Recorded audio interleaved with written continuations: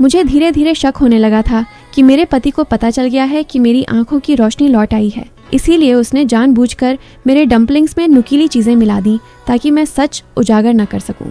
मेरे पास नाटक करने के अलावा कोई रास्ता नहीं था। जब उसने मुझे जबरदस्ती खिलाने की कोशिश की तो मैंने जल्दी से कहा कि मैं खुद खा सकती हूँ, लेकिन कटोरे में इतनी नुकीली चीजें थीं कि मेरा चम्मच बस घूमता ही रहा। एक भी डम्पलिंग उठा नहीं पा रही थी। यह देखकर मेरे पति ने मेरा हाथ पकड़ लिया। उसी पल मेरे बेटे ने कुछ बोलना चाहा, जैसे उसे भी कुछ गड़बड़ दिख गई हो, लेकिन नानी ने तुरंत उसका मुंह ढक दिया। मैंने घबराने का नाटक किया और पूछा कि मेरे बेटे को क्या हुआ। इसी बहाने मैंने पूरा कटोरा जमीन पर गिरा दिया। मेरे पति को बहुत गुस्सा आया, लेकिन मेरी संपत्ति पाने की चाह में उसे अपना गुस्सा पी जाना पड़ा। मैंने झूठ कहा कि मैं बहुत थक गई हूँ और घर जाकर आराम करना चाहती हूँ। शेयर ट्रांसफर के कागज मैं बाद में साइन कर दूंगी।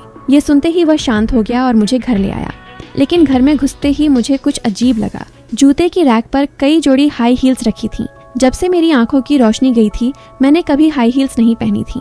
नानी बड़े आराम से अपने जूते बदल रही थी। उसी पल मुझे सब समझ आ गया। वह काफी समय से मेरे पति के साथ थी। मेरा पूरा शरीर गुस्से से कांपने लगा, लेकिन मुझे पता था कि अभी कुछ भी कहना मेरे लिए खतरनाक हो सकता है। कुछ देर बाद नानी मुझे छत पर ले गई। मेरे सिर के ठीक ऊपर सीलिंग फैन आखिरी स्क्रू पर टिका हुआ था। उन्होंने फैन की स्पीड सबसे तेज कर दी। फैन जोर जोर से कांपने लगा। उस पल मेरे दिमाग में सिर्फ एक सवाल था, क्या इस बार भी मैं जिंदा बच पाऊंगी?